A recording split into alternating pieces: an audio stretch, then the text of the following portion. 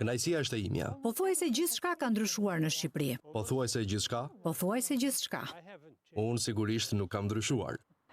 Professor, many people in Albania, Kosovo and Profesor, shumë njerëz në Shqipëri, Kosovë, por edhe mbar Europën u rritën duke menduar për Amerikën e Madhe. Po sot, çfarë mund të themi për fuqinë e Amerikës? A është ende lidere globale e botës? leader of the world? America's in trouble. It's in trouble economically. Amerika është në telashe. Është në telashe ekonomikisht. Është në telashe në luftën në Iran. Është në telashe brenda vendit sepse po luftoj me njëri tjetrin. Because we're fighting with each other. So it's not a good moment for America. Pra, nuk është një moment i mirë për Amerikën. Amerika, ajo e filmit Amerika, nuk është aty për momentin. Nuk është qytet llamburitës mbi kodër. Dhe do të duhet ende kohë përpara se t'i zgjidhim problemet tona. And it's going to be some time before we sort things out.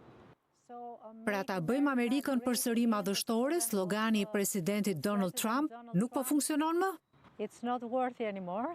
No, it's not. And he's made America weak. He's made America weak in particular with the war in the Middle East, with the failure to stand up for Ukraine against Russia.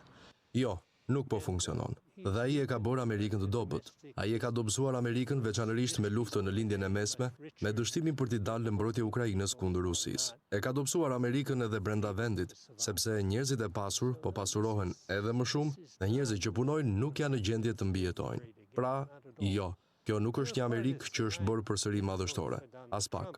Unë jam i njohur politikisht. Natyrisht që nuk kam votuar për Donald Trump, por mendoj se është një fakt objektiv që inflacioni është më i lartë, papunësia është më e lartë. Amerikanët nuk e meritojnë këtë administratë për vendet e punës, për ekonominë, për taksat, madje edhe për imigracionin. Nuk ka asnjë çështje madhore për të cilën të ketë më shumë se 50% miratim në këtë moment. Pra, ne jemi të pakënaqur brenda vendit dhe pozita jo në botë nuk do ta quaja katastrofike, por sigurisht nuk është e mirë. Iranianët tani kontrollojnë ngushticën e Hormuzit. Çmimet e naftës do të mbeten të larta për muaj të tërë, në mos për vite me radhë. Ata vazhdojnë të reklamojnë se një marrëveshje është gati të arrihet, por për sa ditë mund të thuash këtë gjë,